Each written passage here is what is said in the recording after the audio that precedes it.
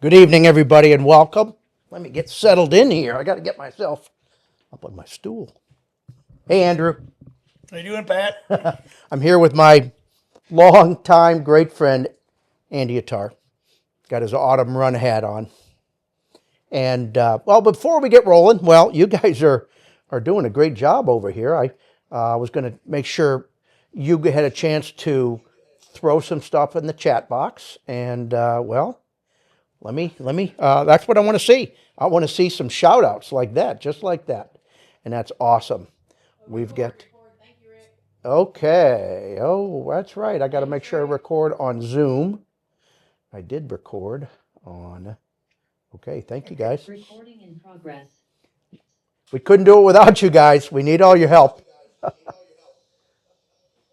Robin, you'll need to maybe, okay. Paula. And Eric. Oh, where you at, Robin? All the way at the top? All right. Robin wants her shout out in. Oh, where are you at there? Oh, where's Robin's shout out?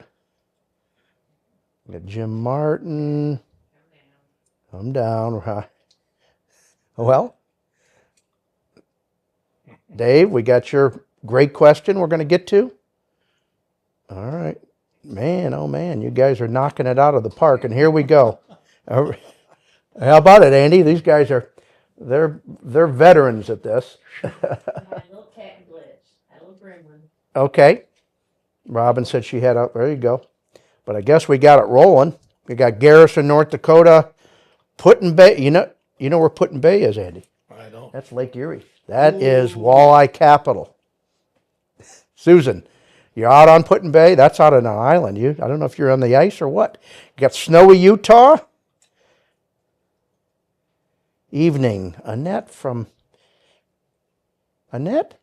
Where? Annette PNW. I don't know if you're telling me where you're from. And Rick is telling us to record. Awesome. West Point, Mississippi. We got some Tennessee folks. And, well, LA, Lower Alabama. Wow, you guys are, all right, well, oh, look who that is, Pat Dana. Yeah. How about that, Andrew? Good to hear, good to see you. Well, I could keep going, because there's a million of you, but so you nailed it. That's the chat box, and that's what it's for, giving us some shout outs. And thank you for doing that. I think everybody at home can see those shout outs too. I put them on the screen, and they're also in your chat box. Also at the bottom of your screen is a Q&A box. So when we get to questions towards the end of this guy, that's where you're going to want to put them in. I'll pop them up on the screen just like that, and we'll go from there. And so that's how you do it. So before we really get going here, you got the chat box, you got the Q&A. I want to certainly thank our sponsor, Purina Pro Plan, Carl Gunzer, Ray Vogt, for keeping this whole Purina Masterclass series alive. Robin, how many years have we been doing this? 3? This is the beginning of the 4th year, I think. So we've had a lot of great ones over the years. And Andy, you've been on one before, hadn't you? I think so. You're going to need to pull your mic over there, buddy, because we got to make sure we hear you. All right, here we go. Andy was trying to hide. Good stuff. All right. All right, Robin. I think the sound is good. So again, thank you, Purina Pro Plan, for sponsoring the series, and thank everybody at home, you guys, for being enthusiastic and being here for us to indulge and talk dogs. So thank you so much. And Robin, I'm going to have to ask Robin to mute her deal in the background. So Andy, you saw what the theme of our deal was. What makes a great dog? And you owned Lottie, Candlewood's Tanks a Lot, 3-time national champion, national derby champion. She was the High Point all-time derby dog for a number of years. Tell the story of Lottie a little bit. So I was training at Mike's for probably 2 years, maybe 3. You had left by then. Now, so you were on your own. And Mary Howley, who we're going to talk about in a minute, had one puppy left in a litter, and she had an older father that didn't want to take care of it anymore. She asked me to do her a favor, and she was going on vacation. She said, "Can you just kind of watch the dog for a while? And if you like it, maybe you can have it." And one thing led to another, and she was an easy puppy, and I ended up owning her. Mary gave her to me. And she looked pretty good. She won a Derby when she was maybe 9 months old. And I was going to sell her. That was us poor dog trainers. We were looking for a little extra cash. Mary had arranged a buyer, and I can think of the guy's name in a second. He was really? old pro. He was a pro little guy from South Carolina. I'll think of him in a minute. And she had, since she was kind of going to be my coach on this, she arrived at a price. And Lottie won her second Derby before she was a year, I believe. And Mary called me up one day and she goes, "I want to buy the dog." And I said, "Well, how much?" And she said, "I don't know." And I said, "Well, you were going to sell it to me or sell it to Junie Harris." Well, Junie Harris Harris, was- I'll yeah. be darned. And I said, "I think it should be the same price." Anyway, it wasn't, by today's standards, it wasn't very much money, but it was a lot back then. And the rest, she became a Derby champion. How many Derby points did she have? 108. I haven't thought about that in a long time. 108. That's like 35, 38 years ago, dude. And it was back when there wasn't a lot of derbies to run. And it took, she had probably 5 or 6 different handlers. And we all split the deal. And she won with a lot of dogs. But yeah, she was a very special dog. And she's a good way to start this because and I'm going to save people from asking this question. When did you know she was a good dog? And I'm going to say this over and over again. This is my 41st year, and I would say I realize they're a good dog when they start doing really well at field trials. Okay. Like there are dogs that do good early and fizzle. There are dogs that are late starters. There's all those different things. Okay. But the really great dogs, I would not think too many experienced people would say they could identify the handful of the goats of our game, like early. Like I could tell you that Lottie was easy. She was smart. She was a good marker. She didn't have any conflicts about the water. There's a lot of things that a young trainer wouldn't even have appreciated back then. That's an interesting thing because you look back, I'd been training dogs for 3 years, and I didn't really recognize her to be a good dog yet. She ran her first national when she was just maybe 3 years old, and she went 9 series. And okay. and so it seemed like maybe when she was 3, it looked like there was something. Even though she had already won the Derby championship, that's a feat in itself. But the greatness of that that kind of dog has to do with the longevity. She was competitive and good, and I wouldn't have known it. I look back, I try to say, boy, what was the signs? There wasn't a whole lot of signs other than she was easy, and she was really smart, and she progressed pretty quick. And the biggest thing probably is she was really good at field trials. Yeah. She was really good at field trials. She could have a especially at bad nationals. Yeah, that's right. And her game day performance was unbelievable. And how, as a young trainer, how would you really know that? Until you could kind of witness that? So I want to back up a bit. Mary gave you the puppy because it was the last one left in the litter. Last one left in the litter. Yep. So everybody that's wanting to test and do all that. And Mary says, well, this one didn't sell, and I'm not sure I want to keep it. And she gives it to you. She gives it to me. And you carry around you told me the story of you carrying around in your game pouch as a little puppy when you were grouse hunting a little bit. I mean, and she'd walk, and then she'd get tired, and you'd put her in your game pouch. I wasn't married at the time, and I had one other dog, my first dog that you gave me. Actually, I had 2 really good dogs right off the bat, and they were both given to me. The first one was given to me by you. It was a little Chesapeake. Yes. And I took her to college, and she was everywhere with me. She went everywhere with me, and Lottie was the same way. I didn't have anybody else. I was a busy dog trainer, and when she was too young to go on the grouse woods, I put her in my game pouch. I have a great picture on my desk. She retrieved her first grouse at like 6 months old. I shot it out of a tree because she saw it fly up, and she brought it back to me like that's amazing, But I spent a ton of time with her, we all do, especially when we're young, right? We don't have anything else to. I remember listening to Lauren Hayes talk about, and it was on a Voices from the Field, and she talked about the most important thing she thought was developing that relationship early, and that's what you did there. Yeah. Did you so Sass was the cute female Chesapeake, kind of a small little dog, had a lot of, she was just a feisty little thing. And were you hunting her and Lottie? Yes. Sass? Yes. So Sass, the Chessie, was she was a good grouse dog. She was a good dog. She became a really good grouse hunting dog. And Lottie kind of ran around chasing her a little bit, and then you'd put her in the pouch. So female Chessie, she was kind of chasing, and that's a little ironic. You know why?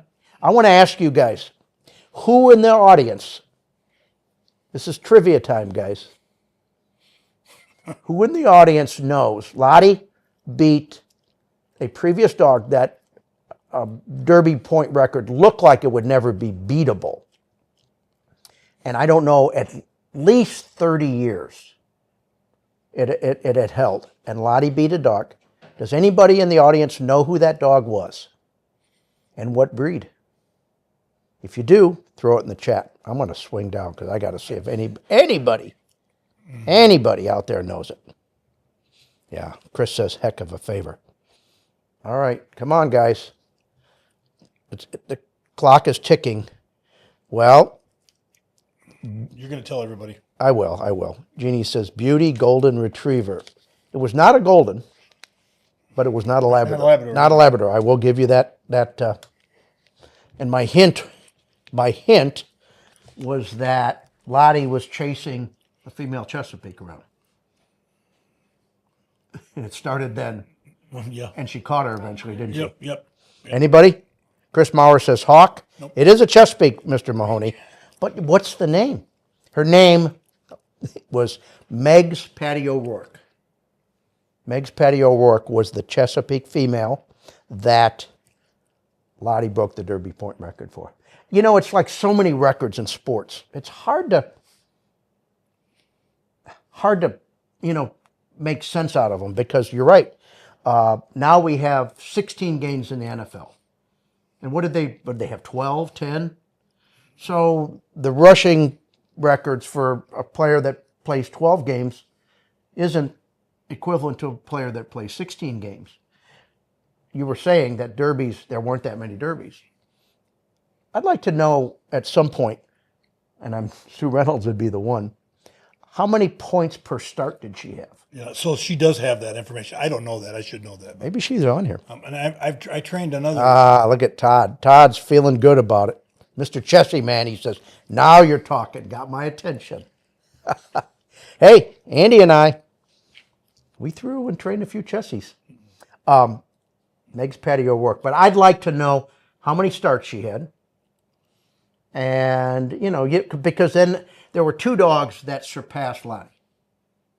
The first one was a chocolate female named Ammo. And the next one that I think currently holds it was Lenny Ferrucci's dog. Ripple. Above Ammo? I think above Ammo. Maybe, I think Ammo's the big one. But look at this. Look who's just on here. Jeez, Pete's. Jerry Day. Hello, to my favorite trainer. Thank you, Andy. Super Sue. Well, was the last female out of a litter of 14 puppies. Well, there's another one that I had a pretty darn good dog named Lefty. And why was he Lefty? Because his name was Leftover.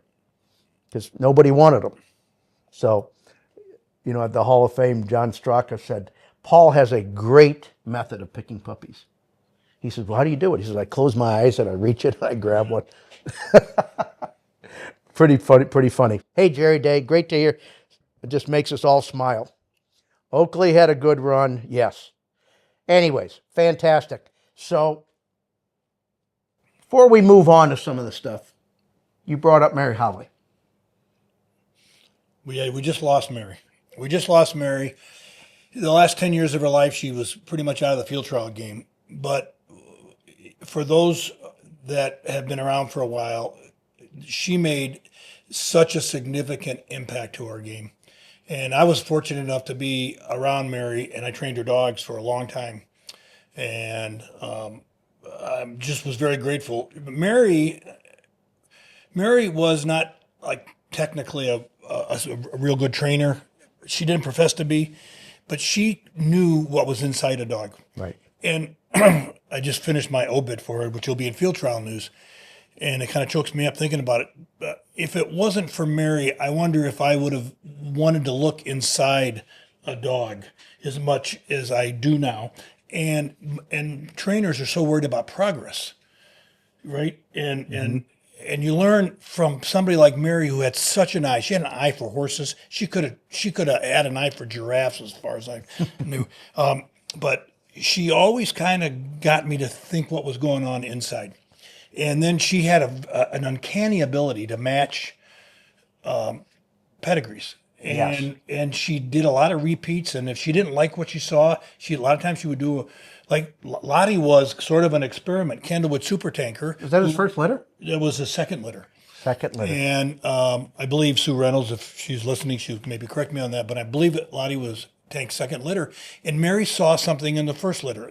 There was one dog that she thought was kind of neat. You know what? I think the dog Hokey was his first litter. He was a little older than Lottie. He sprees Hocus Pocus. Well, So that might have been. That may have been. And that was, God, this is 40 years, 35 years. I know. We're getting an old dog. But anyways, more my important. point about Mary was she could sense, like when she would do a breeding, she could sense whether she should repeat it or not. And I just thought she had a great eye for that kind of stuff. And being around her, she kind of forced me to look what was inside dogs. And that's really important because we get paid oftentimes, we get paid for our progress, right? And somebody has a dog in training for 6 months, a year, whatever. Like, how far are they? When are they going to run a derby? And Mary was really good about just reminding me about dogs mature at different levels. Yeah. And she just had a good way of feeling what a dog was feeling inside. And I respected her for that. And I respected her for the fact that she knew what she wanted to breed for. She wanted a little better composition. When Mary started doing a lot of her field trial breeding, she was trying to get away from the narrower dogs and the smaller dogs. And she thought she could put a good-looking Labrador out there, an athletic, good-looking Labrador. Because prior to that, if you didn't look like Honcho, then you were like a show Labrador. Honcho was very, very aerodynamic. And so anyway, she just had a huge impact, and probably, I would say probably more than anybody has ever had in the world of field Labradors. I believe she could be held to that. And they just had a memorial for her back home, and her sister said she couldn't believe the amount of people that had said that Mary had given them their first dog. It's how they got into field trials. That's how they started hunting. And Mary lived in this tiny little house in a neighborhood Tobin Drive. right downtown. And I was like, how does this person have a kennel here? When I went and saw him, she got him in the basement. And anyways, just one of the great legends. Yeah, Rick Wilkie says, I asked. Proud to have you here, buddy.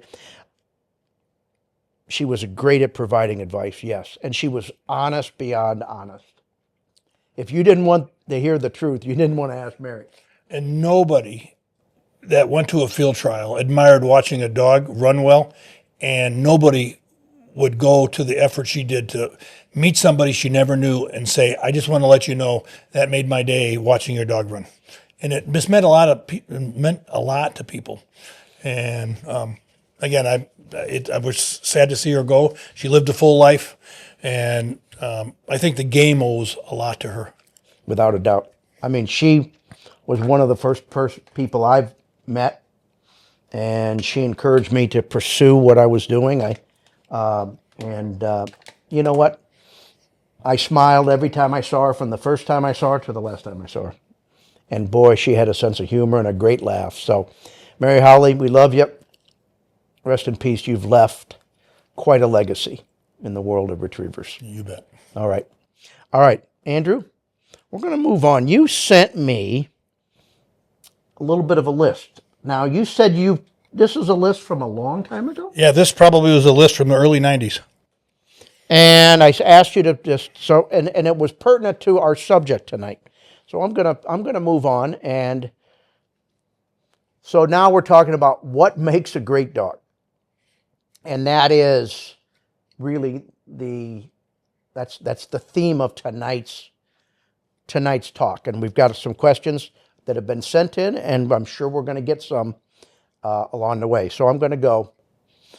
So the first thing on your list, and again, I wrote this exactly the way you printed it. And first of all, want for the bird. Now, how do you and you use those words specifically. You didn't say birdiness. You said want for the bird. What do you mean by that? So some of the most favorite hunting dogs that I've ever seen run and enjoyed hunting with were dogs that had this uncanny ability not to give up until they had a bird in their mouth.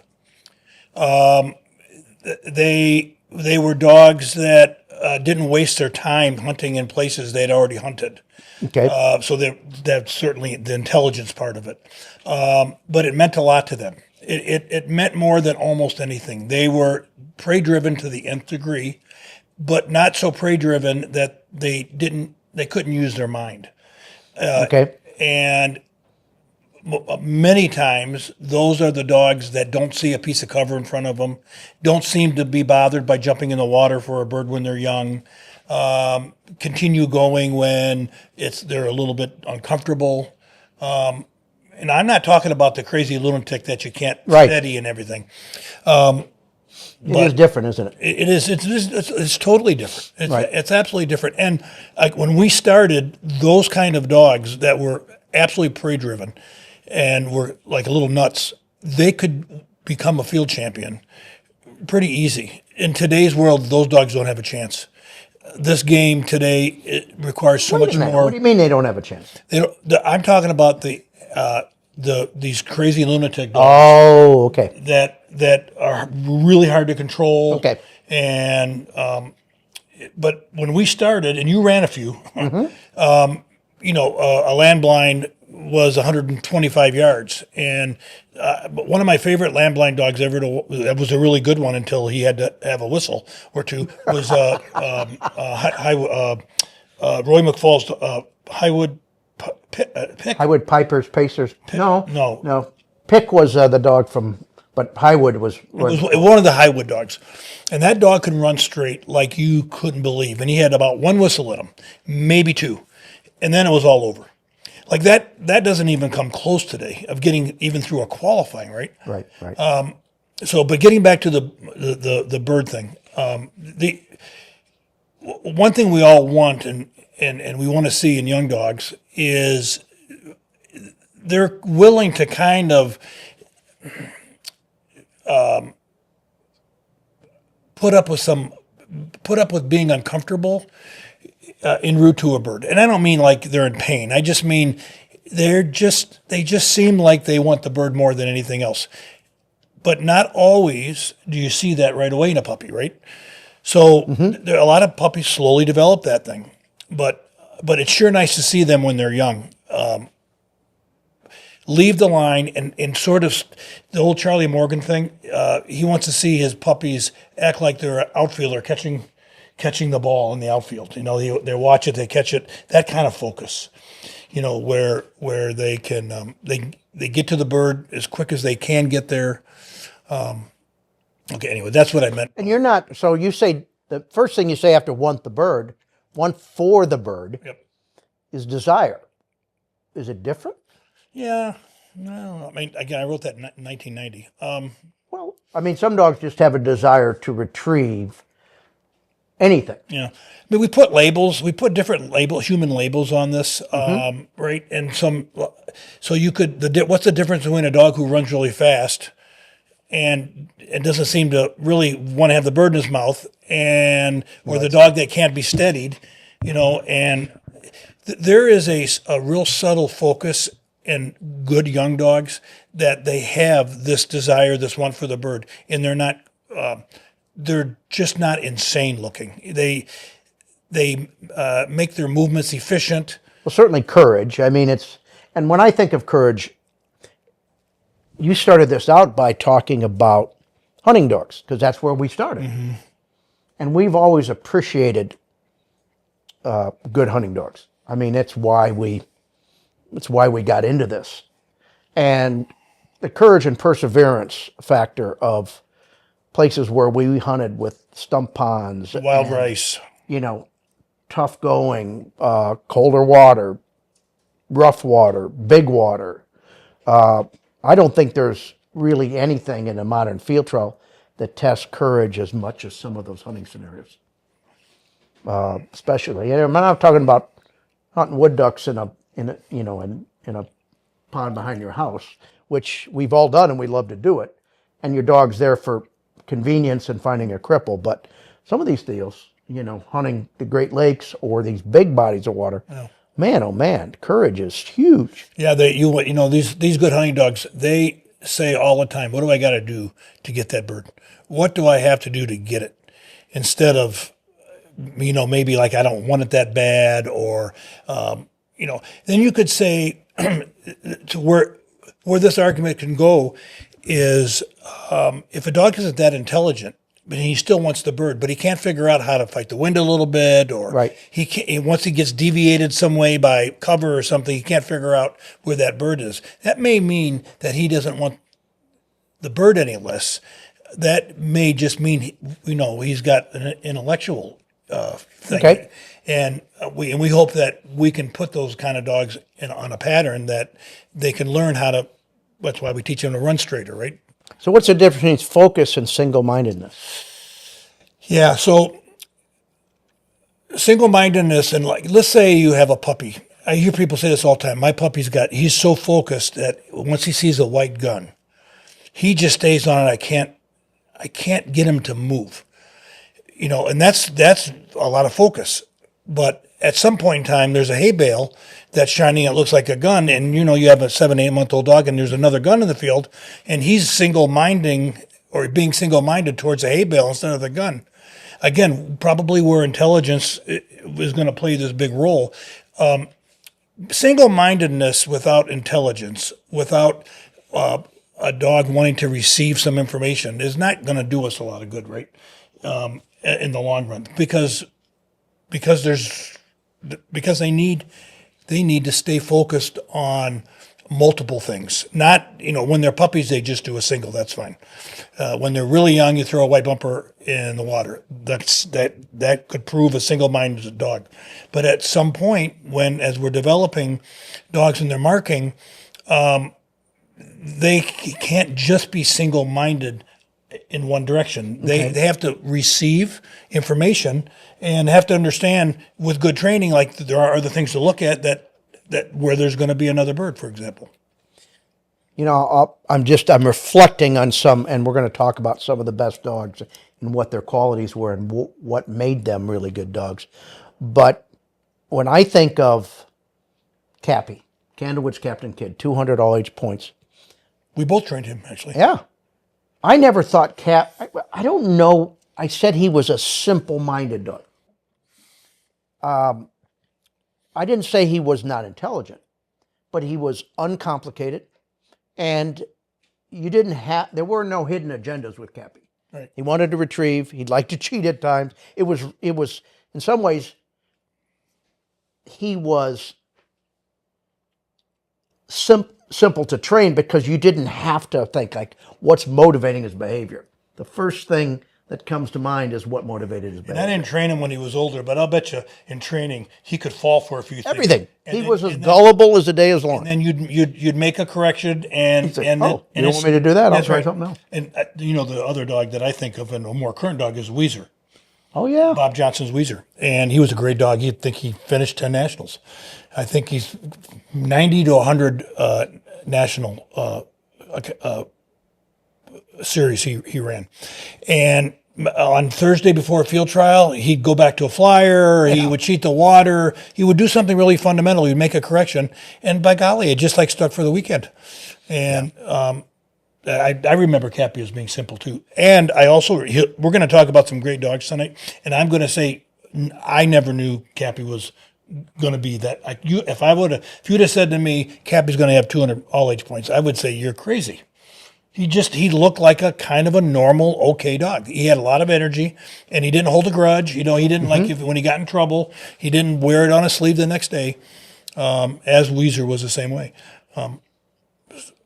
But at the end of the day, every dog we're going to mention tonight in that category is going to end up being a good marker, or he's going to be accomplished, and he got through a lot of field trial series by his marking.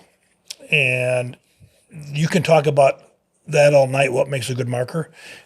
Visual acuity is certainly a big thing, but it has everything to do with their intelligence, their ability to focus and not be always single-minded on one thing. And like a good hunting dog, like I said earlier about hunting dogs, the best hunting dogs don't waste time looking for a bird that they've already spent time looking for. They know how to maximize their energies. And to me, to this day, that's what a good field trial dog does. If he goes behind a gun, we talk about this all the time in training. Most dogs who win a national or win a really hard field trial, it isn't that they ran perfect. They just got themselves out of a mistake that all the other dogs made because they were smart. They didn't stay behind the gun forever. Or they overswam a bird but then realized, that they don't keep swimming or whatever caused them to recover. Cappy dug his birds out. Cappy, when you were in the last series with Cappy, when Weezer was in the last series, very seldom did he not get his birds. He may not have done it as good as every dog at the field trial, but he got them. Well, and there are good markers, and then there are some good finders. They may not have any better mark than anybody else, but they just seem to have a knack of figuring out how to come back with the bird, and that's kind of what you're describing. Yep. There's a bunch of good stuff there. Well, I'm going to go to our next deal. Willingness, and then you say ability to want to be willing. Yeah, so this goes back to what you said, something about, I think it was Lauren. This is about relationship building. Again, I wrote this in the 90s, and I still feel exactly this way today. One of the most important things we can do, particularly in today's field trials, is have this relationship with the dog that they trust us. We have to teach them to want to learn, and we have to teach them to deal with some conflict, and we have to teach them to trust us during this whole process.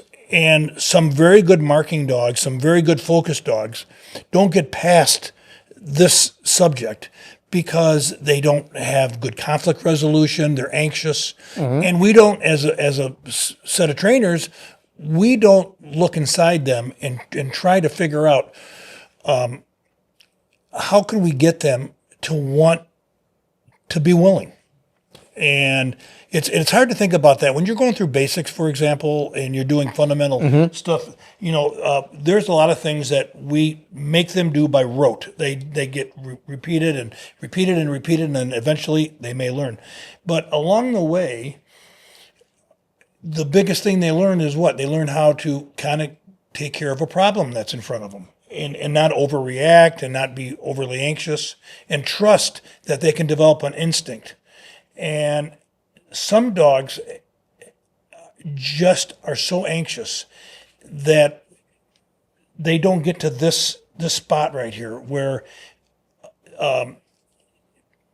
like everything's not a fight. Like there are some dogs that you have that everything seems to be a fight. Like why are we and other dogs say, okay, I'll try this. I'll try it your way.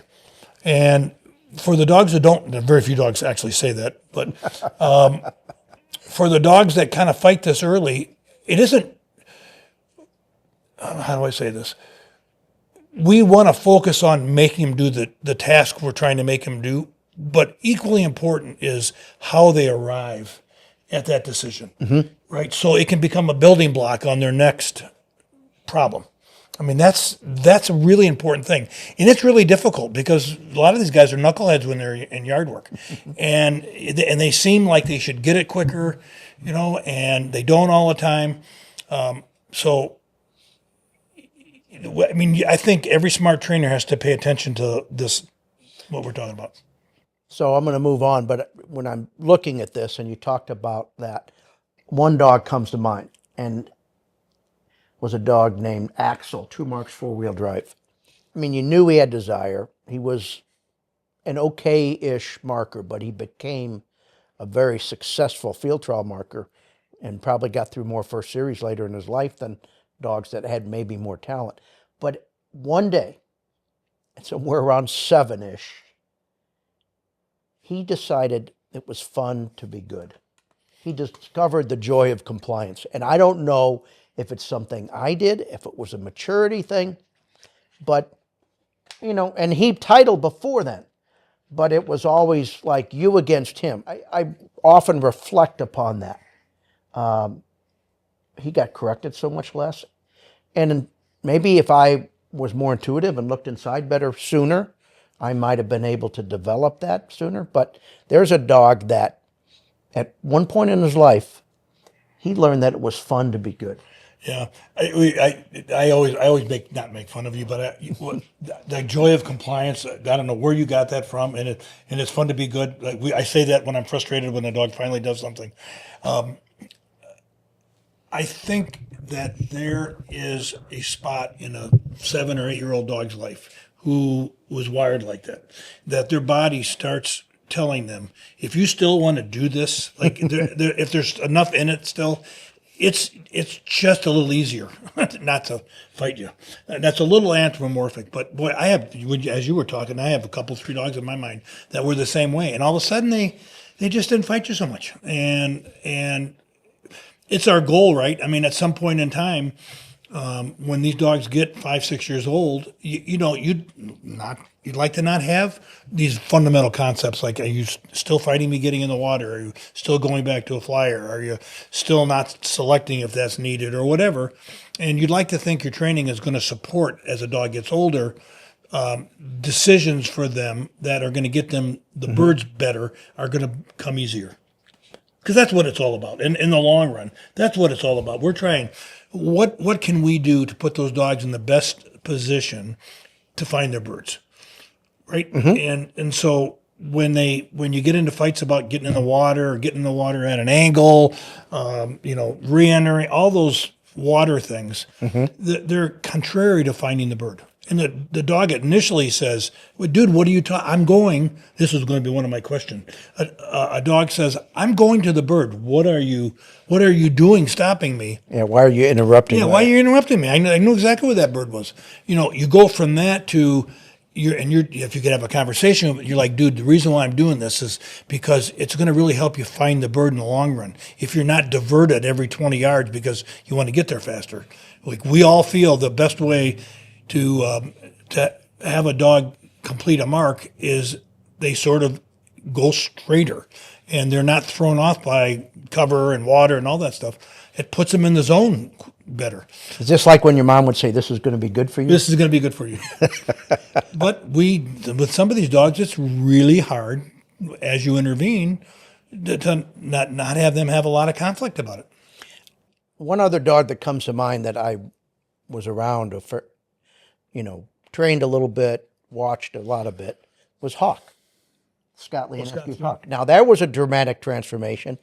Scott Leonescu suffered a stroke and looked like he wasn't going to live and fought his way back. And a dog that was kind of ornery became very compliant for Scott. Just a quick 1-minute story. And again, I could tear up over this. So Scott comes back and he's got very limited movement in one arm. One arm's completely doesn't work. And we have to teach Hawk how to handle with one arm. And I remember meeting Scott on Sundays. And he'd say, are you going to miss church today so you can help me? I said, no, you got to meet me after church. But so the process that Hawk went through, which wasn't that hard for Hawk, it was awkward for him. and the determination that Scott had. There was something, I know this is going to sound really romantic, but there was something that dog realized about Scott, and he tried harder for him.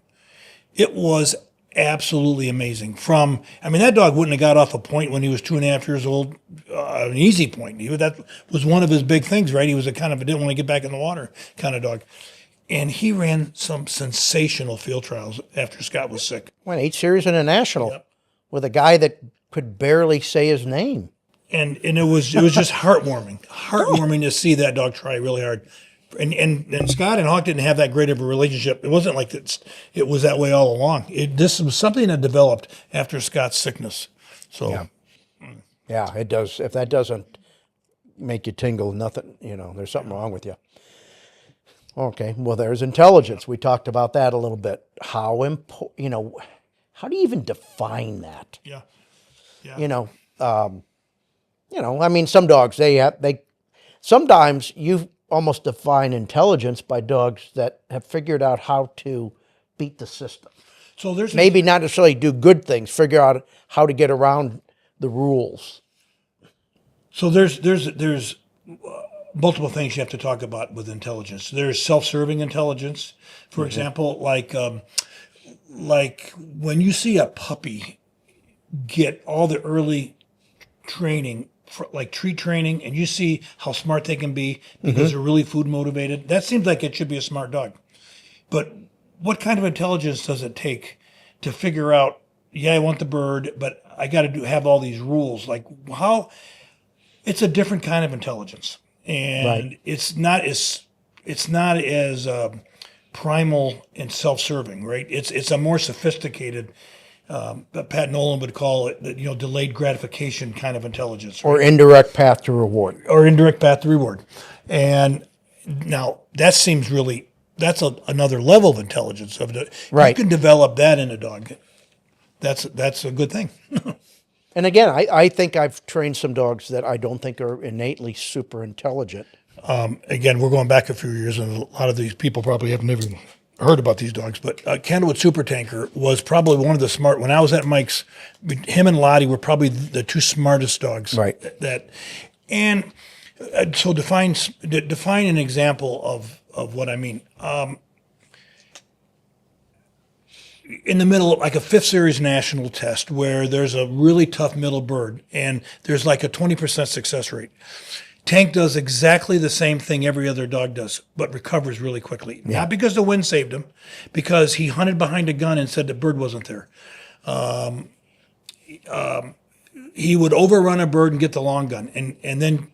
And he was a high-powered dog. It got him in trouble a lot when he was young. And he would have the ability, the willingness to listen, and Mike was running him, and after he overran a short bird to get the long gun, come back and let Mike talk him into that short bird.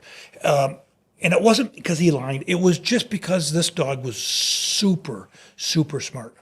And he was a self-serving smart for a long time. So he was kind of dangerously close to not being able to run field trials for a little while. He wasn't getting in the water. Wins 2 nationals. Yeah. And soon after that, he wins 2 nationals. Joyce Williams was the owner, and he broke on a dead bird in his first national amateur. Batavia, New York. I was there.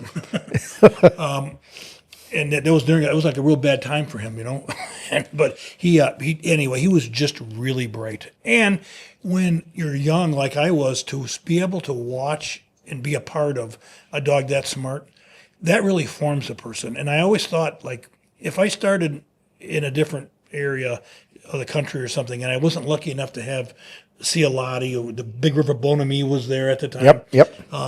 Some really smart dogs. Like, how lucky, how fortunate, how blessed I was to be able to see what a smart dog is.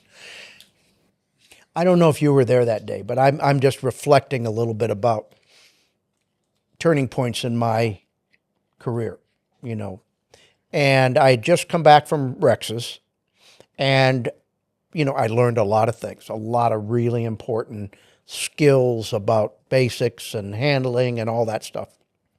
And I said, okay, I got this figured out, right? Oh yeah, this is not that hard.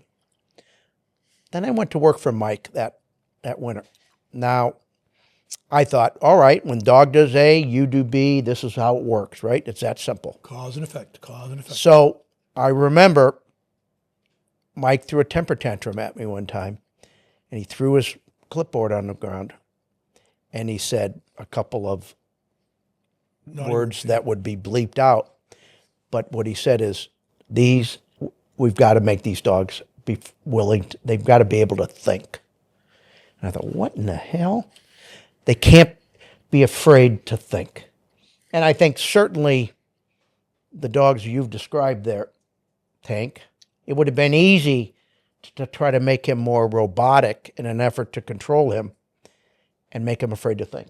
Mm-hmm. Because so often when you're trying to be so structured, it's easy to misread intent at times. And, you know, I think so often when I watched some of those dogs recover, it was because they weren't, the first thing they, in their mind wasn't, uh-oh, I'm going to get in trouble here. Mm-hmm. Mm-hmm. They had structure, they had training, but not only were they intelligent, they were comfortable using their intelligence. Mm-hmm. Mm-hmm. I think that's a big part of it. So pressure and stress response, okay? Sensitivity, both physical and mental. So how much of that is natural? I mean, a certain degree of that is natural, mm-hmm. Just like people, right? So, you know, again, these are things that were high priorities or qualities of what you said at that point. Because this is good because we've got these points that you wrote 90s mm-hmm. to 30 years ago. Then we're going to have some questions mm-hmm. today. Pressure response, pressure and stress response. Pressure meaning pressure from us as trainers or pressure from an atmosphere? Yeah, I mean, both. I mean, mostly from the training environment, I think is what I probably meant there. And before we go on much further, what needs to be talked about right here is, and I saw a couple questions already about, let's talk about. And we will get to your questions, by the way. Developing dog, and how do you develop dogs? When we first started, mm-hmm. basics, collar conditioning was all about, we're going to teach you this now. We're going to teach you to be conditioned to pressure, and you're going to learn it for the rest of your life. And so, you know, we did some pretty serious things, like we debolted dogs. We put them under quite a bit of stress so they would like bolt in their kennel.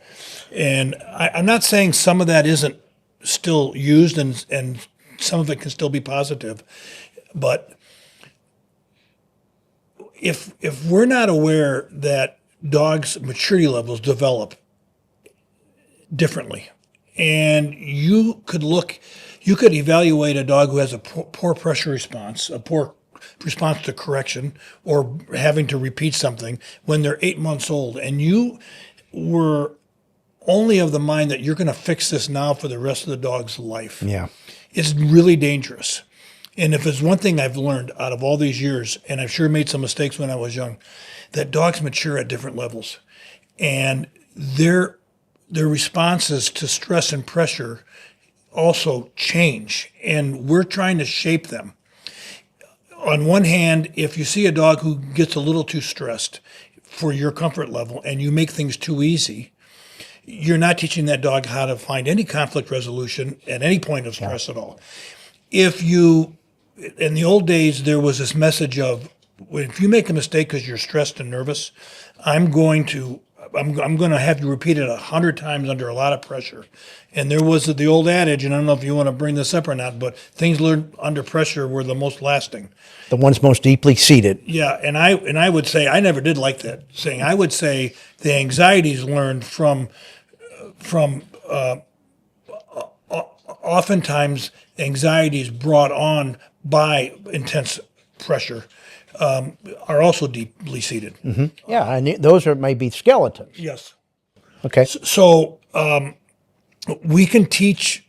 We're pretty smart now. We've changed a lot in our lifetime. Oh yeah. Right, and so taking our time and not drawing direct conclusions by how dogs respond to pressure when they're young and try to fix it right away, Right.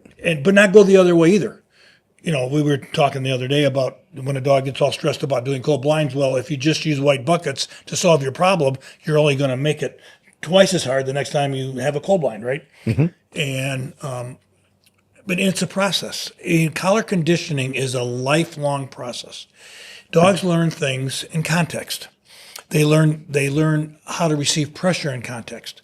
And if we make a big thing out of a dog's reaction early in yard work, say, and we want to fix it, instead of maybe tackle it a different way or maybe move to a different segment of training, we could be missing something. And then you're going to be standing in the way of finding out whether those dogs are any good. Because these are all related to the first question we asked, like, how can you tell a dog is good, right? What are the things that the best dogs, what are the 5 things that they have? If you're trying to ask that question when you're training a young dog, it's a real challenge. It's a real challenge. Our job is not to get in the way of a potential greatness, Yeah. right? Yep, without a doubt. There was a time where if you said a dog was sensitive, you immediately thought it was a bad thing. Yeah. Said, oh, that dog's sensitive. Now I'll say, are they fragile? Yeah. Is it because Lottie was incredibly sensitive. Yeah. I mean, some of these dogs, baby, Bill Woodson's baby. Bill Woodson's baby, Maddox. Also. Who's still running. Yep. yeah. So now we say sensitive, we say good. Let's, sensitivity with desire and compliance and intelligence just makes the dog easier to manage and maintain. So both physical and mental. So you thought, because 30 years ago, the dogs were wired. Partly because they were wired differently. They were, for the most part, physically and mentally tough. A lot of them. Did you sometimes catch yourself when people say that, or when you say that, could you catch yourself and say, we trained them so different, the response was, did we make they them had that to way? be tough. Yeah, they had to be tougher. Well, it took a tough yes. dog to get through. That's exactly what had happened. Right. So from Rex's beginning, when people brought Rex's program across the country, the dogs that survived that were tough dogs. Well, remember, the collar had one level. Yeah. One level.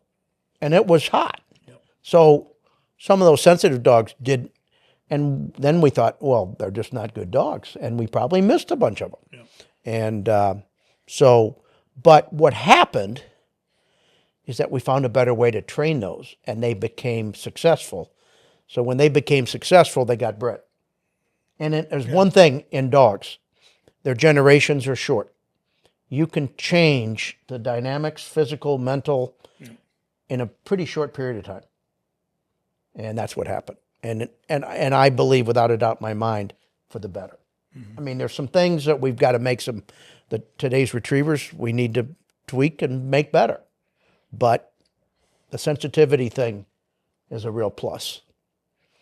You talked about a lot of these as ability to refocus after a correction. Certainly some of these things, developing resiliency doesn't, there's an art of creating enough dilemmas and finding non-negotiable things that they have to do, and then rewarding them for trying when they do give you that good effort, that earnest attempt. And then you mold that. The most important thing is I want to teach them that they're not victims of correction. There's always light at the end of the tunnel. Mm-hmm. And so that's just, and we didn't talk that way a long time ago. All right. Physical abilities: strong bones, strong gait, strong swimmer, general health required to be an athlete. That was from the 90s. Mm-hmm. So today, I'm reading that. That probably like Mary's influence. Yeah. Because let's put it this way. If you look at the records, the dogs peak at 6, 7, and 8. And I think if you look at nationals, it goes like 6. The most dogs qualified are usually 6 years old, 7 years old, 5-year-old, 8-year-old. To get to 7 and 8 years old with hard training throughout their life, to get that much experience, their body goes through a lot of challenges. So certainly I get it. Yep. You know, we work much harder today at rehabilitation and prevention and all that kind of stuff. But that certainly is a big, and being a strong swimmer, dogs that are just comfortable in the water. How many dogs that were uncomfortable in the water, I mean really uncomfortable in the water, ever had a real career? I can't think of one, but maybe there is one. I mean, there's dogs that I know that like to cheat and maybe aren't good in cold water that had incredible other qualities. But at the end of the day, if they really, really didn't like, I mean, again, I'm not saying jump in and swim in circles. I'm talking about a dog that wasn't afraid to make a swim, and you could just watch them in the water. That's a pretty big deal, isn't it? So in the 90s, if you'd have said that in the 80s, people would have. Dogs just weren't looked at like that. When dogs misbehaved or when they weren't making progress, that was not the first thing anybody thought of. Their physical abilities and their whole general health. It was because they're being bad or they're dumb or whatever. And today we all do a great job of evaluating the dog's physical capabilities. And then when they're having trouble, like a loopy sit, or they're having they're gassed at the end of a mark when other dogs aren't, we're a lot quicker to say maybe there's an issue that we can fix. Very good. All right, so we're going to jump here, and that was good. And I really, you sent that to me this afternoon, and I said, well, hell, this is perfect for us to just get rolling on it. And now we got the thinking points coming up here in a minute. There are some questions, and so Jimmy G says, I don't place a lot of weight on Volhard's testing, puppy testing. I have a litter going home next week, and a few folks asked about it.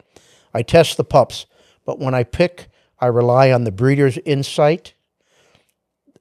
They are the ones that are with them 24/7. What's your opinion? Yeah. So when I was younger, Jackie Mertens is another great name that did a lot for our sport. Did a lot of breeding, and Mary both. They did a lot of breeding, and Jackie was a big puppy tester.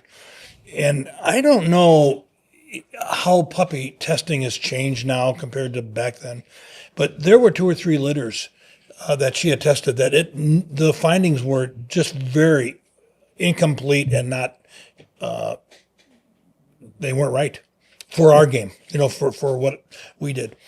And I've never had a lot of faith in I've never heard a lot of support that's a key ingredient in picking a puppy.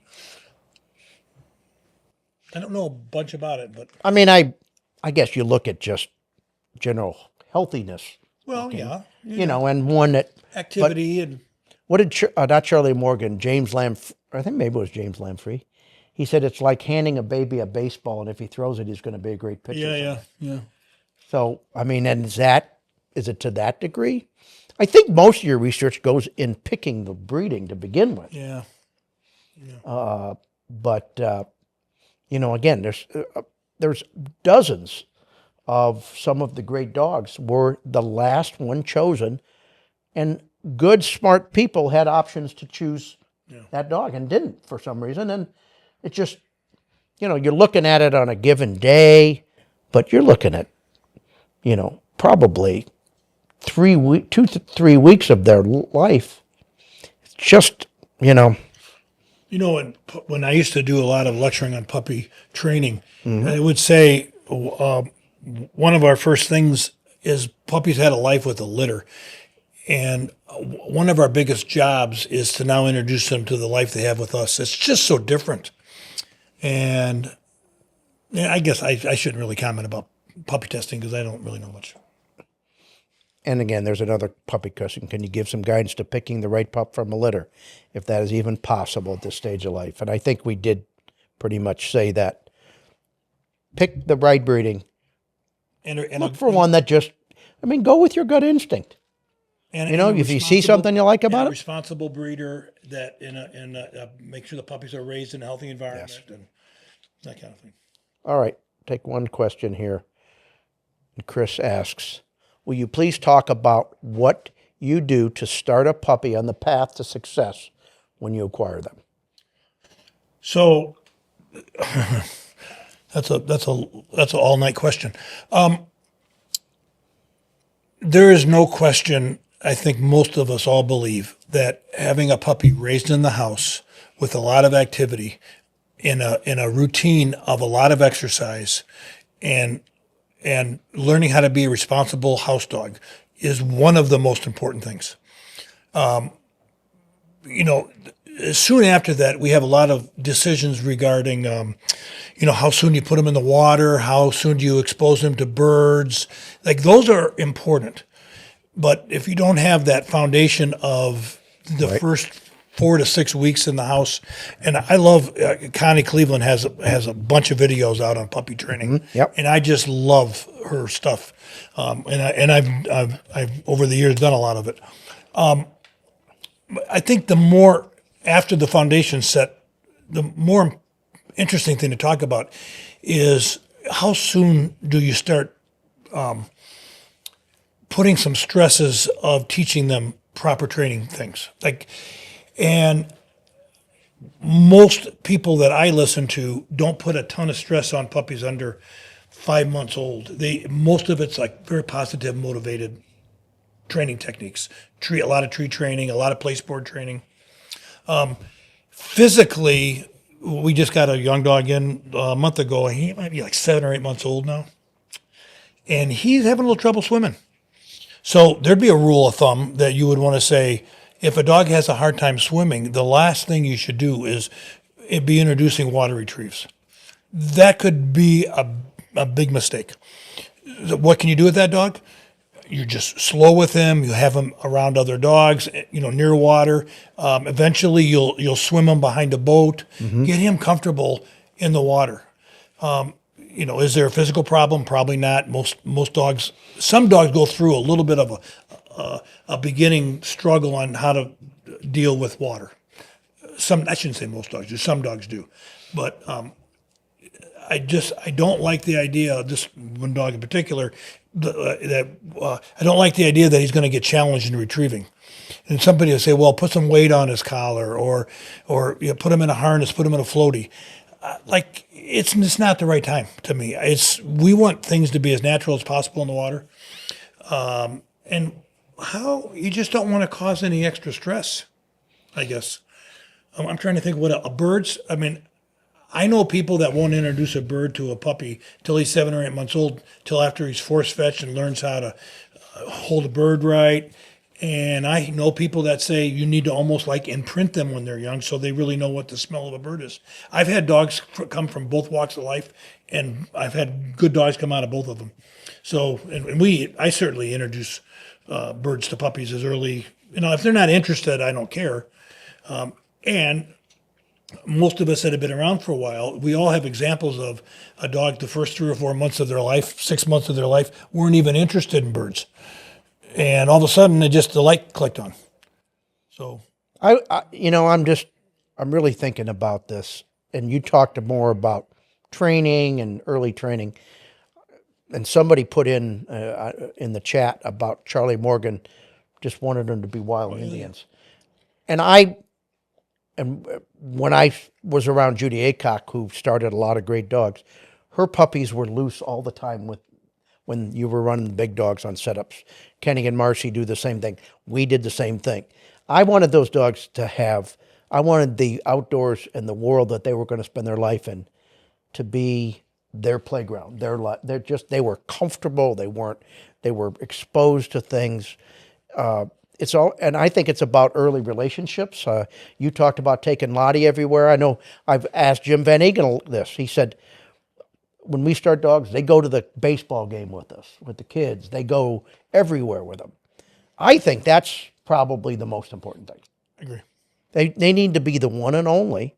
And yeah, they've got to be citizens, but they've just got to be exposed to, and just, the world needs to be fun for them. Yeah. You know, I used to take, one of my favorite things to do, and, you know, at Esprit, we started a lot of dogs, and a lot of them turned out to be pretty damn good dogs.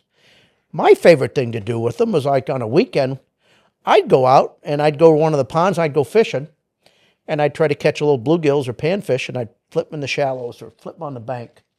And they got to the point where they were waiting for the bobber to go down, you know? Yeah. And they're going, oh boy. And then they dive in, and they went in the water if they felt like it. They didn't have to do it if they didn't feel like it, but they were interested in it. They puddled on the edge, and then I'd put that fish in the shallows. Next thing you know, they're looking in the water and they're thinking, boy, this is the greatest thing since sliced bread. And so how do you make this work if you have a 9-to-5 job, right? And your puppy's in a kennel or crated a lot, or home with somebody who's not active with them. Like, so much of puppy problems are because of a lack of exercise, I think. And Yeah. they don't know how to be if they don't have a lot of exercise, and they get in trouble and they do unproductive things. Well, there was the deal right There you there. go. I love it. And so we do have some more questions. And I'll tell you what, I always get a little nervous with my man Dennis, because he's busting my chops all the time. I say something and I can't get away with anything. He's a fact checker. Yep. All right. I love having it, and I will get to that. But we're gonna do a couple other things, and we're gonna take some more questions towards the end. Why are some dogs good in training and not in a trial? Yeah. Is that a burning question that you have that keeps you up at night? No. Do you have an answer for that? Yeah, I do. Let me get settled here. I'm getting myself a little bit off. I have a partial. All right, there we go. There we go. I have a partial answer. There's a lot of things we can do to create less disparity between their training behavior and their behavior on the weekends, like not running them in trials when they're really young, running a whole bunch of trials, for example, not running field trials when all their behaviors aren't pretty solid. But there are some dogs that go flatter at a field trial and are pretty good dogs in training. And the opposite is true. There's a few, and the goats, if we listed the top 10 goats of our lifetime, they would all be dogs that excelled on weekends. They just had a sense of game day. And you're not talking about a dog that is disciplined during the weeks and unruly on the weekends. You're talking about dogs that rise to the occasion of the competition and the atmosphere. And, well, in a little way, the first thing you said, when some of their behaviors are a little questionable in training and they actually perform a little better at the field trial with those behaviors. Like, the opposite is what mostly happens. At some point in time, their training gets diluted with a whole bunch of field trials they run. And so they usually shows up on the end of a water blind or maybe end of a tough land blind or something. Eventually, they kind of know they're not going to get corrected at a field trial. And what I school my clients on all the time is when you're running a young dog in an all-age stake and they start to, like, say they missed the water on the water blind, don't let them get the bird, right? Because it's just a positive motivation. The only thing you can do that's helpful is to not let them have the bird. And when that happens repeatedly, then their behavior can get really diluted. I think probably why this was important to me was the better you are at creating a balanced training schedule and worrying about your relationship with the dog in training, the less chance you have of them acting out at a field trial. In other words, the guy who goes out Sunday on a water blind and can't wait till Monday morning to like redo a water blind and correct them heavily, at some point, that dog is going to say, I can't wait to be at the field trial. And they're going to be really good in training. Our biggest thing we say all the time with we have 5 or 6. We're blessed with some really good dogs now. When they make a fundamental mistake in training, like we did a water blind today at DeBose's, and there was a couple dogs that jumped in the water and broke out of the water really quick. And the clients were, "Oh my God, my dog's terrible." Like, it's a gift. They felt natural enough to do that in training. We got a nice correction. It's the only chance we have to solidify better behaviors at the field trial. So they felt comfortable enough doing it in training, and you corrected them. If you did the opposite, where you overcorrected them because they were bad at a field trial, then eventually they'd be really good at training and worse at the field trial. I think that's where I was going with that. I'm going to make one bold statement, and I really believe it. I think more dogs are ruined by running too many derbies. We talked Too about many early derby trials, period. Yeah, yeah, and may not be derbies. It may be hunt tests, but when they're not ready, and I say ruined because line manners, bird handling problems, cheating, and once that gets really established, you have to go to such extreme measures sometimes to change it. You know, we love a national derby championship, but you train 2 or 3? 2. Well, Lottie and Oakley. Abe was number 2. Abe was number 2. Who else? Yeah, Maybe just 2. I was thinking of Abe. Yeah. Yeah. Do you think Abe suffered? Yes, That was the one dog. that was the one dog. Gotcha. Yep. Why are some dogs never good in the last series? The last series is usually watermarks.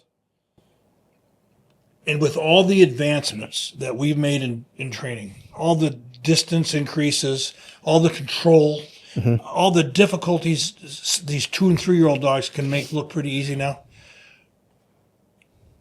failures always show up in the last series. And it's always been a hard part of our game. Part of it is because the best dogs are left. You know, that's a smaller number of dogs and the best ones are left. But water is the separator. Almost And always. and people, it's not just a discipline thing. This isn't making them afraid of land. This is just, it's finding that delicate balance between trained and natural behavior, which is the trickiest thing of all.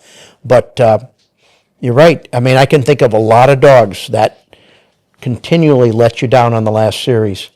It's the hardest thing to there's 2 things. I say it's the hardest thing to develop in dogs and the most difficult thing to develop in dog trainers, Oh, yeah. to interpret these complex watermarks, because it's almost never black and white. Yep.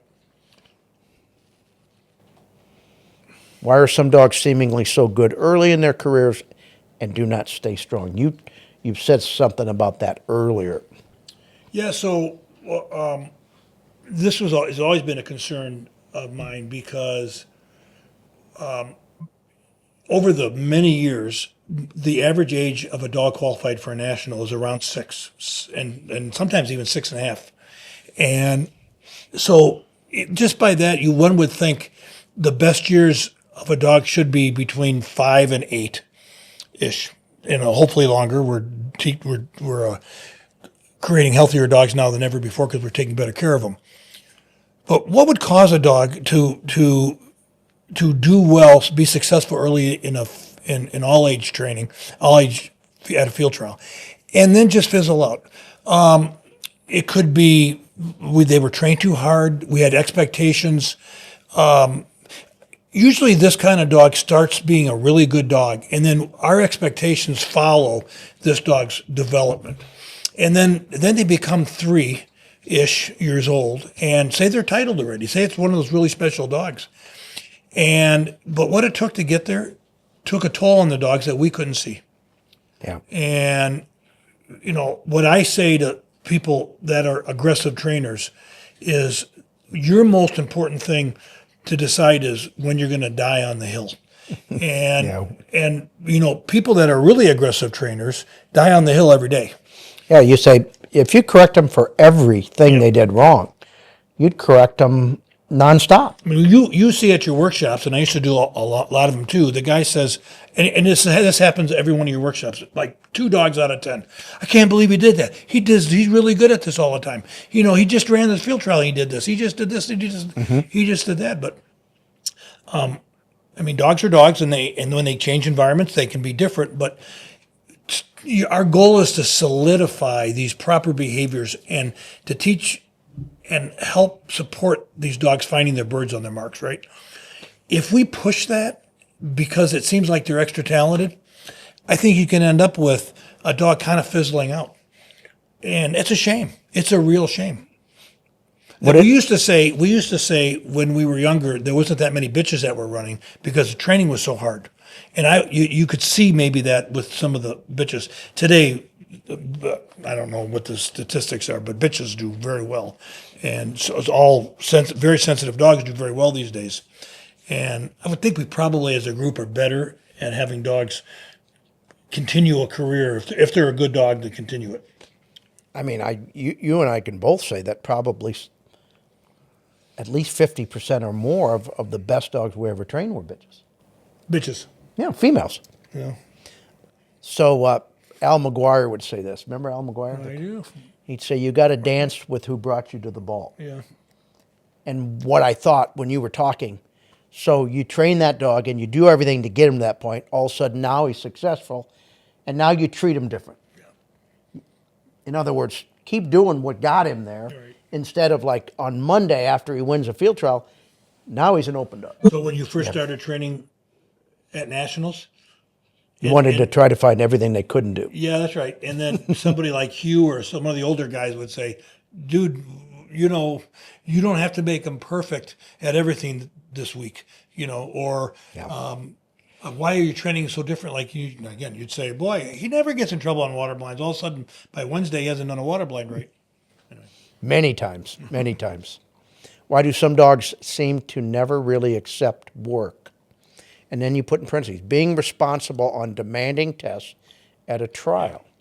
What do you mean by that? Oh yeah, I haven't seen this for a long time.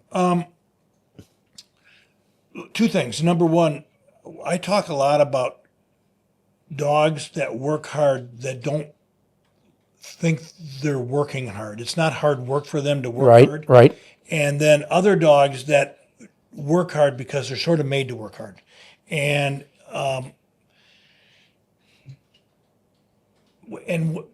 when you're faced in the last series with a hard test and you're kind of muscling your way through, I mean, and that dog is that kind of dog that he's only going to do it. She's only going to do it because she thinks you're going to make her or make him. Versus, a dog that I always thought Baby. You mentioned Baby earlier. Bill DeWert's baby. Or Bill Woodson. Bill Woodson's baby. Nothing was work to her. Like when she did, I mean, she wasn't good at everything. I'm not, like she didn't do some things wrong. Right. She did some things wrong. But when she was really good in the last series most of the time, and it didn't look like it was work at all. And other dogs were like struggling to barely stay in the water or slushing through the mud or whatever. And it just was really easy for her. Why do some dogs seem never really to accept their work at a trial? I guess probably what I meant mostly is if a dog doesn't really want to do this ultimately, then at some point it's going to crash and burn. And this is where, when they're a little younger, and there may be these little glimpses of a dog being this way where they don't want to work that hard at something that they're not good at, for example. How can we sell this a little bit differently? To them. So to them. So it's not like work. That's what I always thought you meant when you'd say the joy of compliance. And I don't know if that's exactly right, but it's fun to be good. I think I said it's fun to be good, and I think you always said that you're going to learn the joy of compliance.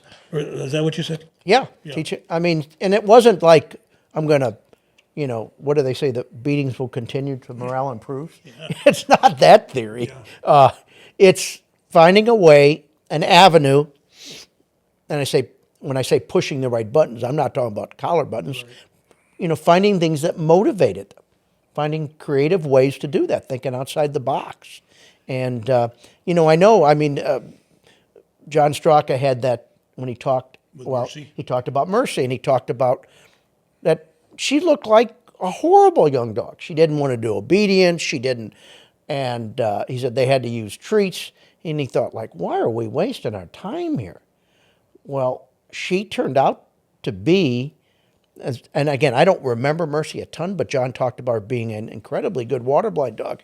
And how ironic it is that a dog that didn't want to be obedient became exceptionally good at one of the most obedient tasks there are. And to our point, and then Paul did that. Right? And Paul figured out how to sell this to her. Yeah. And again, I'm sure it wasn't just with a bunch of white buckets and making it easy for her. And I think, and you don't have that unconditional relationship sheet here, do you? Nope. I've always If you felt had it, I would have. If you'd have sent it to me, I'd have brought it. I sent it to you, but Oh, okay. I'm sorry. the what Paul did with Mercy and what good handlers and trainers do to dogs that are sensitive like that is they sell this to the point where the dog feels like you're rooting for him. Like that's a big deal. Like how do you do that when a dog isn't functioning all the time? And you make it not about you make it about them, and you make it about, the task at hand. And it's not important how they do it. They just got to get it done. It's not about bribery either. No, it's not. not. About using praise and just to bribe them to do something. It's finding something they're capable of doing and recognizing effort and then rewarding it, and then it snowballs. Yeah, because That's been my experience. If that dog didn't trust Paul, Right. like I watched her quite a bit, and she was a skittish little thing, and she didn't go really fast all the time, but Paul did something in his training with her that ended up having Mercy trust Paul. And she was very talented. I mean, to watch her, I don't know how many points. Did she have 250? Yeah, I mean, She had a lot of points. Just inducted in the Retriever Hall of Fame. And yeah, she's just in the Hall of Fame this last week, or 2 weeks ago. And that is a tremendous shout out to Paul and John for building this relationship. For John trusting in Paul and Mercy trusting in Paul. So early in your career, and I'm sure many people at home, if you've had a good dog, a really good dog, that's your vision. That's what a good dog is. When did you realize they came in all different shapes and sizes? Oof.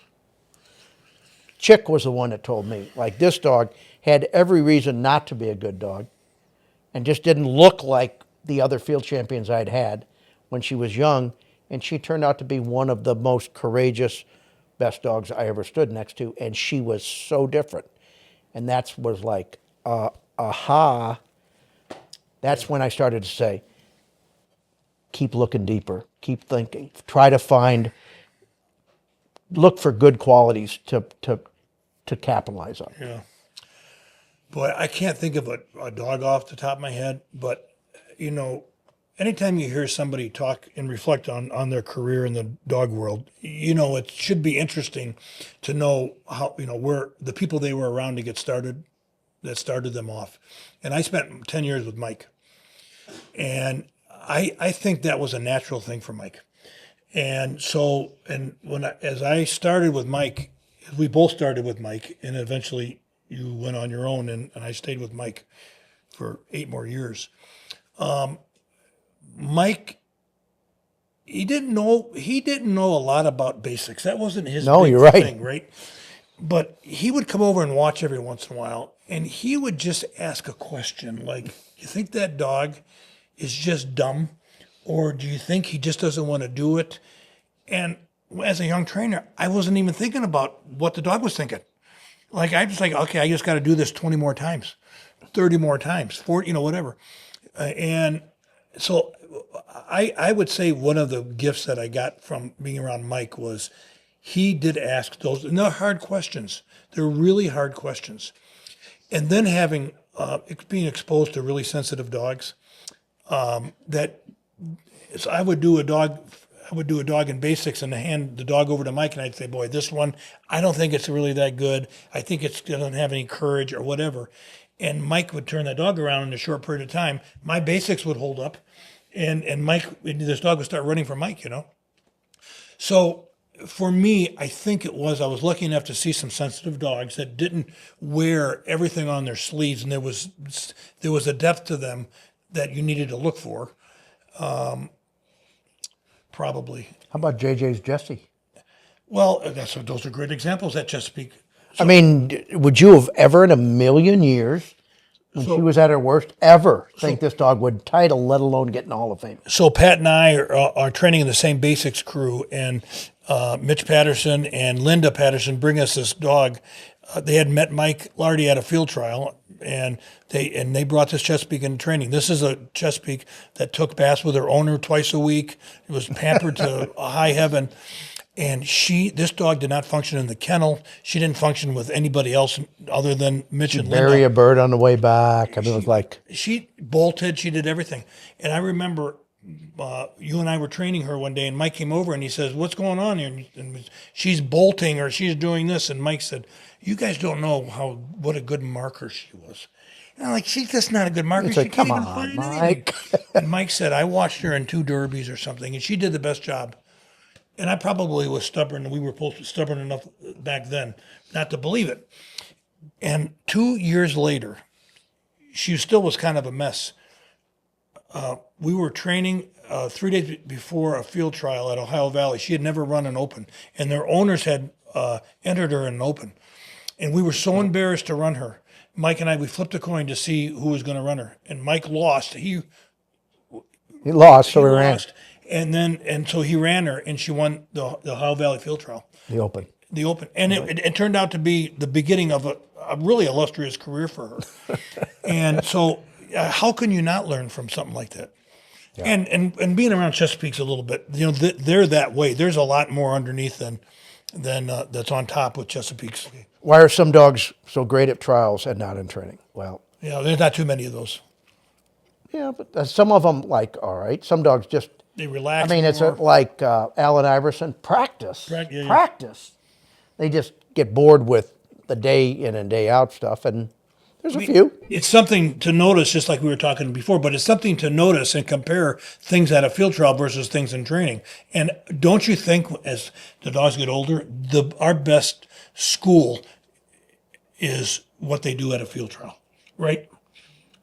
I mean, that's why we do this. That's why I mean, sometimes they're better because there's not as many restraints. They're acting more natural, and maybe their natural ability comes to the surface a little bit more, and you realize, well, maybe I need to let them be a dog a little more.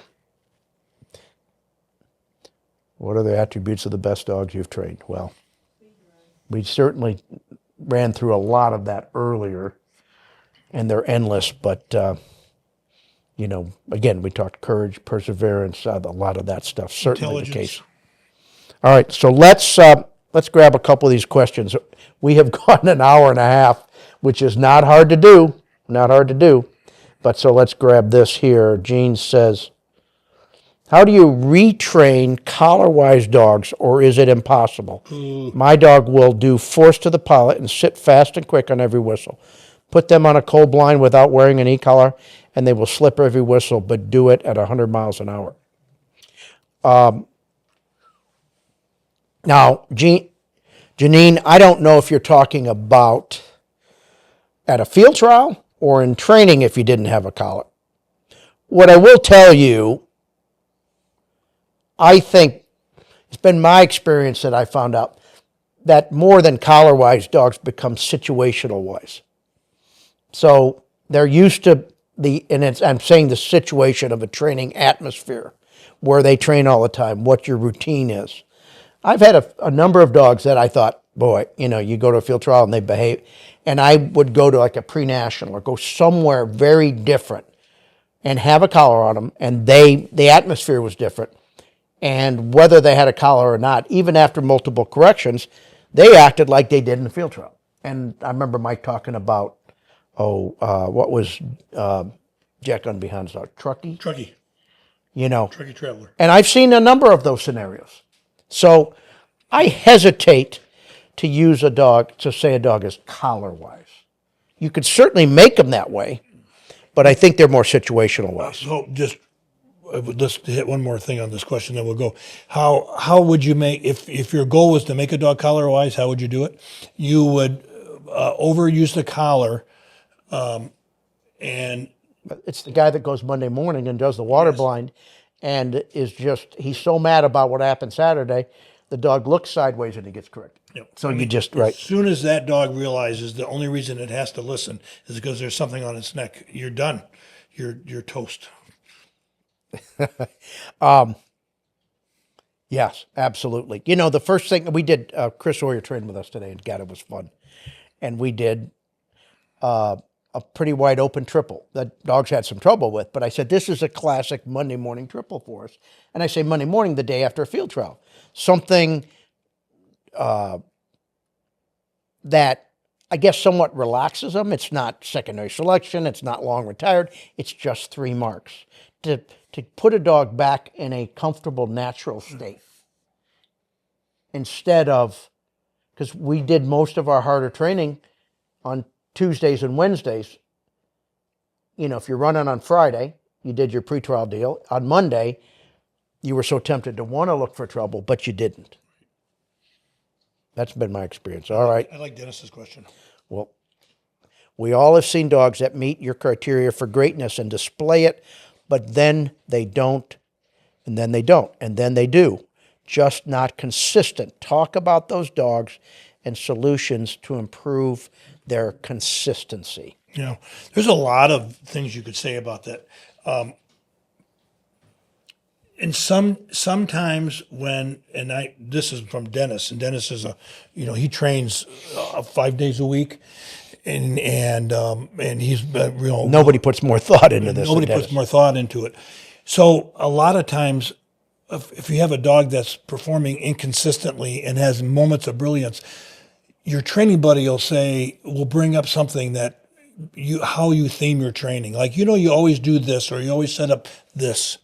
I think those kind of dogs, if they're truly good dogs and they're inconsistent, they could be inconsistent because of the environment you are training them in. Those are the kind of dogs that, maybe like they can get out to another training group and also evaluate the behaviors at a field trial versus training. I think that's a big thing. Dennis, good stuff, buddy. I guess I would want to track the pattern of inconsistency. What behaviors are inconsistent? How did your training lead up to it? What time of year was it? How did they feel?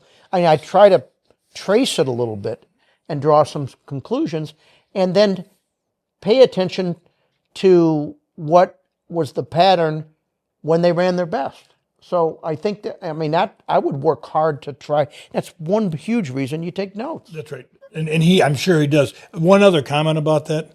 Some of a dog's flaws can just be simply put down as they're inconsistent. And it's not explainable. And particularly when you're talking about marking. Like there are certain behaviors get dogs through blinds, and you can analyze those. But how many factors are involved in a dog truly marking? Dogs having allergies during certain times of year. Just one example out of many things. And I think the most perfect marker is a dog that uses all the things we talked about at once. And when they don't mark, we have a dog in training right now that's got 100 plus points, and she's older, and she had such a wonderful career, and she can't find birds right now. And, she gets to the zone and she's really uncomfortable, seemingly uncomfortable not coming up with her birds right away. And we're kind of frustrated about it. And then you look back and there's been some inconsistencies throughout our whole year. And we ask ourselves, is it our training? Have we been blind heavy or getting too many corrections on watermarks versus, making it too easy? Are you overtraining? Are you overtraining? Yeah, there's a lot of stuff. And, but there's a reason you run you don't want to run more than 2 field trials in a row. If you run 3 field trials in a row and the dog does something stupid in the 3rd field trial, is it inconsistency or did they just erode? Right. There's some things like that. Certainly you need to always look at health when you see a change in behavior. But Dennis is talking about a dog that goes through ebbs and flows. And I think that's natural too. Like, what about baseball players? They get off, something happens. They're trying their hardest to hit and they get in a slump. I had a great conversation with somebody yesterday about what happens with good marking dogs that all of a sudden they're not finding the birds right away? Like they don't wear it on, it's not like they come up and talk to you and say, dude, man, I'm just having a real hard time lately. Every time I go to where I think the mark is, it's not there. So in the case when they are good markers, like a few of the dogs that I have, very few, and their marking is off, how much do we consider how much it bothers them, right? There could be some kind of inside thing going on there. And, the easy solution could be that we should just back off and do more singles. And that is certainly a common solution. Pat Dano says, on that inconsistency thing, can you touch on the possibility of tick-borne diseases? Well, Certainly anything, but yeah, I mean, the one thing is these dogs, by the time they show that they're not feeling well, they're pretty darn sick. So certainly always look and investigate something physical as soon as you can. We got a fun little deal. I'm going to throw that up there. Can we have about 50 more of these types of master classes, please? Excellent. We love it as much. I'm glad that you're enjoying because we certainly do. we do. So Dennis asks, how, and I'm going to pull that down so you can see your pretty face there, Eddie. How do you increase intelligence? I don't know if you can increase intelligence, but you can teach dogs to think. And I mean, like some of the, I'll do a wagon wheel, eight-handed, I'm just thinking this isn't necessarily the answer, but one of the things is teach a dog to have to think and use his brain, not necessarily out of pressure, but just to sort out. And a wagon wheel casting drill is like, you can take a pretty good handling dog and do an eight-handed casting drill, and they look like an idiot. And they have to learn the routine. So some of those kinds of things, the tune-up drill you just finished, where a dog has to stay engaged for a longer period of time and think his way through stuff, I think motivates. And I think doing tests that they have to think their way through, and you let them think their way through. I think that you bring up that's where I would have went with that. So we teach dogs to develop an instinct towards something, whether it's a blind or a mark, and how you handle when their instincts are wrong is going to coincide with the answer to your question. And for example, you throw an island bird or bridge bird. There's two ways to handle that. The dogs run to the gun where the gun threw the bird from before they get the bird. You could say, no, I'm never going to let them do that. I'm going to always handle there.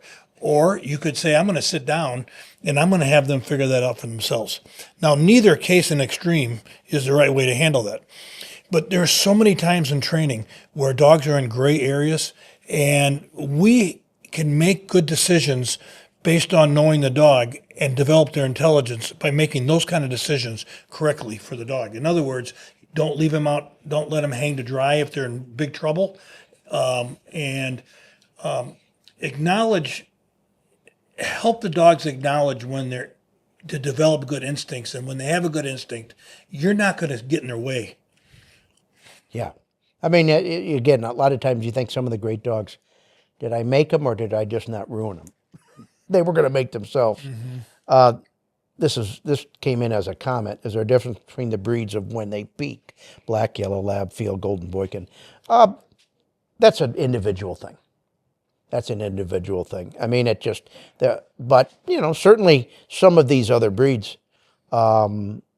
maybe their ceiling isn't going to be as high just because they're not, as capable. We need to, I guess we've gone pretty hard here. Did we ever answer? We never. Wait a minute now, Scott, I'm sorry. That was the first one I was going to say, and I am going to, we're going to wrap up with this question right here. I wish we could stay here all night, I'm sure, but I love the fact that you guys are so engaged. So Scott asked, with the upcoming, I would like to ask a few questions regarding dog development. In athletics, talent alone doesn't always guarantee success. Beyond the primary measurable traits in a competitive dog, such as marking, control, and trainability, what are the other intrinsic unmeasurables factors that you look for? And you said, you're going to use it. What would Arlie say? That's a good question. He would have said that 100 times by now. Yeah. So you want to read that again?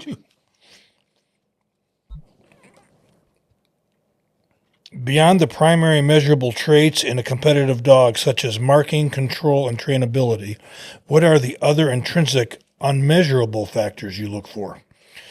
Specifically, what qualities in a dog make you more likely to give them an extended opportunity to develop over time? God, that's a great question. I'm going to double that great question. That first thing that we had on there about a dog willing to be willing. Yeah. They got some try in them. Yeah, that's a great way to say that. I have a couple dogs in the truck right now that their talent levels seem to be low. Their success rates on their marks are low. They do kind of silly things every once in a while.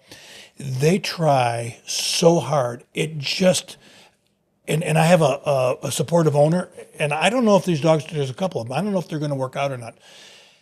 But they are the sweetest, most highly efforted dogs on my truck. So I compare those to the really, really talented dogs that only do it for themselves and have issues like, not watching long birds or whatever the issue is that causes them difficulty. And almost every successful football coach will always say, give me attitude over skill any day of the week. And could we, as we're developing young dogs, be looking for dogs that are trying to have us help them? Like, are they willing to kind of receive? Imagine a dog for a moment who is trying really hard to understand what you want and doesn't have a solution, whether because you don't teach it to him or he can't come up with a solution. Imagine if that dog can learn how to have a little bit more resolution there with that attitude. That's the gateway to success right there to me. And those are qualities that most all consistent goat dogs have. There just isn't a ton of conflict in their relationship with their handler. And I would imagine most of these dogs that are these truly great dogs we're talking about, and certainly Lottie is one of them, had this from the start. Lottie asks the question all the time, what is it you want from me? And isn't that our job as trainers, as we're training puppies? You want to get those dogs to ask, what do you want? What do you really want? And if you can get to that point and they have some skill, you're in real business. The sky's the limit. I think of when you start to see a little bit of momentum build with a dog that hasn't, and that's when I get excited. That's when I say, I don't know how far the elevator is going up, but it's headed in the right direction. And I can just think of many dogs that I would have never guessed it. But when I've seen it enough, I'd say, I don't know where we're headed, but I'm all in on this You're one. all in.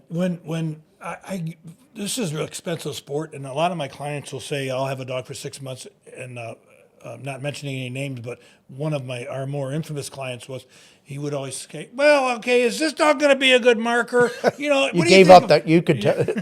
What do you think about this? Is he going to be a good dog?" And here's what I would say to him, and I say this to all my clients: I'm really interested in this dog. He really interests me.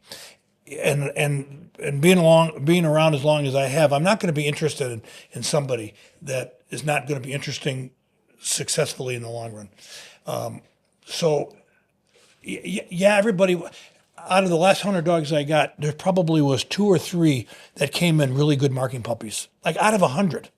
Like there are some dogs that are pretty decent, but the few dogs that come in and just really mark birds, they're rare to me. And maybe I'm just unlucky, or maybe I'm not looking in the right spot. But the dogs that have this ability to send a message to you and almost ask, what do you want me to do, kind of thing, those are special. I mean, it still gives me tingles just thinking of the cases. We got to go, but I want to. How many dogs can you think of which you wish you could have a do-over? Oh, A lot? yeah, I think so. You don't have to come up with them, but Yeah, I think so. And the only blessing in it all is that we've both stayed in the game long enough, and we were around good enough people that we can reflect on it and learn from them. And I certainly have a different attitude about training now than I did when I was younger. You know, I'm a lot more patient. Like we had this thing we were going to do together at one time. The older we get, you know, and we had all these Yeah, things we do. Yeah, and then we had a dot, dot, dot. Yeah, yeah. And, you know, one of them is, and I've heard other professionals, say- Chris Ledford said this once, and I've said it for a long time. Hopefully, the older you get and the more experience you have, you learn not to stand in their way. Like that's and we make more mistakes by overcoaching probably than undercoaching. And again, my goal is if you put a dog with someone like me, my goal isn't just to become a field champion, right? We want a dog to be able to run 4, 5, 6 years, to qualify for nationals, to be a presence in the game for a period of time. And that's what makes our game so fun, so challenging. Those few dogs out of the hundreds that are trained every year that are consistently competitive throughout the year and at nationals, those are really special. And for the most part, they're because they have, you know, some great training around them. They've stayed healthy.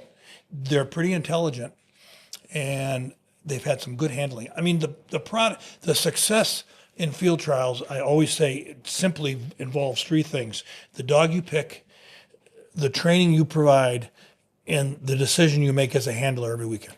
Those three things.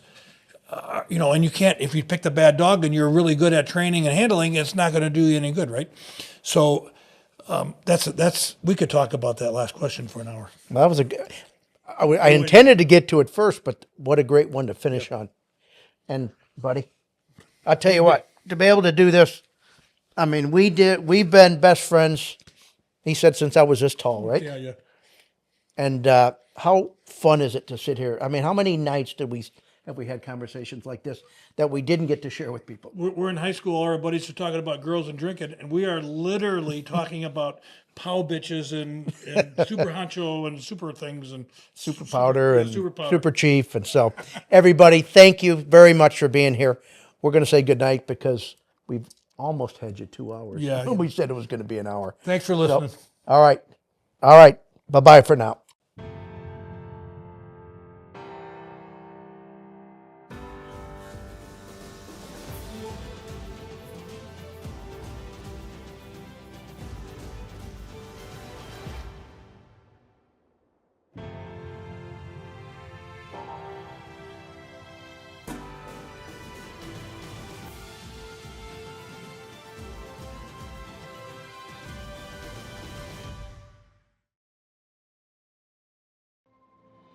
Training the dogs is one thing, but training the people, that's really where it is, because now they can be better to their dogs. Their dogs can trust them more, and they're going to be more successful. And I've done a lot of coaching of people at nationals, and it's really what turns me on, is putting together the dog-handler combination and helping them understand each other. And, well, success is bound to happen when you can do that.